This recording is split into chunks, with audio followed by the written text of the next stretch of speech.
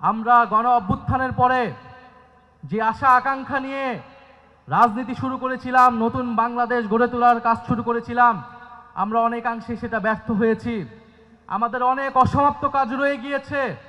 ইনশাল্লাহ এবারের নির্বাচনে 10 দলীয় নির্বাচনী ঐক্য বিপুল ভোটে জয়লাভ করে আমরা সেই অসমাপ্ত কাজ সম্পন্ন করব সবাই ঐক্যবদ্ধভাবে। কারণ আমরা ঐক্যবদ্ধ বাংলাদেশ, আমরাই বাংলাদেশ।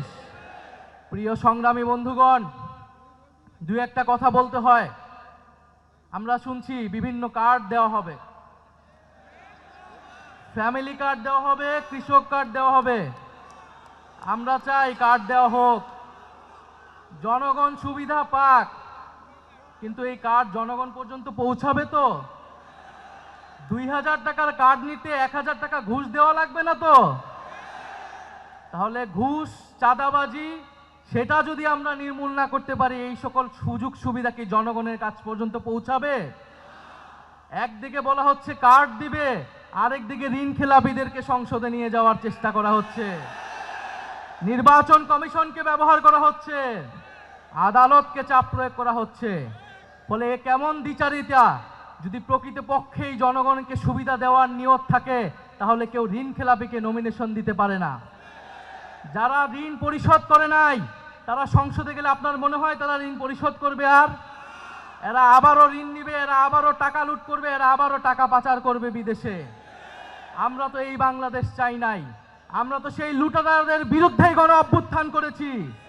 পরে নতুন কোন লুটেরাদের আমরা ক্ষমতায় যেতে দিব না, বাংলাদেশের জনগণ তাদেরকে ক্ষমতায় যেতে দিবে না। সংগ্রামী বন্ধুগণ, বলা হচ্ছে বস্তিবাসীকে ফ্ল্যাট দেওয়া হবে। বস্তিবাসী ফ্ল্যাট চায় নাই আমাদের কাছে, আপনাদের কাছে।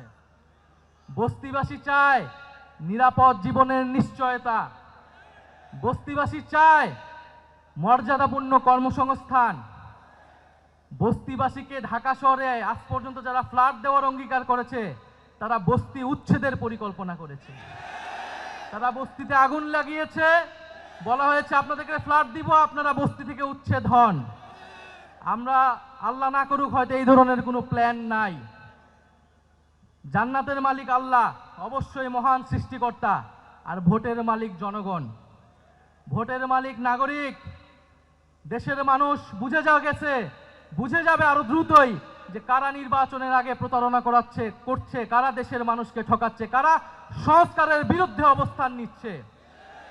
প্রিয় সংগ্রামী বন্ধুগণ, 12ই ফেব্রুয়ারি 10 দলীয় নির্বাচনী ঐক্যের সমর্থিত যার প্রার্থী রয়েছেন, যার যেখানে মার্কা রয়েছে, এই ঢাকা 15 আসনে দাঁড়িপাল্লা, অন্যান্য আসনে শাপলাকলি, রিক্সা সহ 10 দলীয় জোটের যেই মার্কাগুলো রয়েছে, আপনারা তাদেরকে জয়ী করবেন, তাদের সাথে থাকবেন।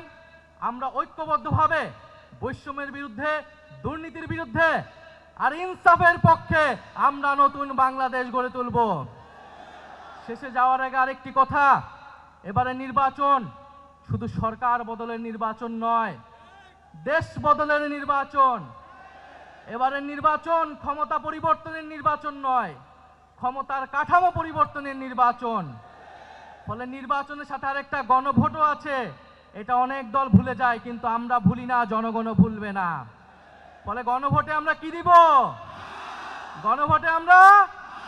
গণভোটে পরিবারতন্ত্রকে, দুর্নীতিবাজকে, বৈষম্যকে, আধিপত্যকে, গণভোটে ইনসাফে, গণভোটে 10 দলীয় ঐক্য জোটে ইনশাল্লাহ আমরা এবারের গণভোটে হ্যাঁ জিতবে। 10 দলীয় নির্বাচনী ঐক্য জয়লাভ করে সরকার গঠন করবে এবং বাংলাদেশকে সামনের দিকে নেতৃত্ব দিবে। ইনকিলাব জিন্দাবাদ। আসসালামু আলাইকুম।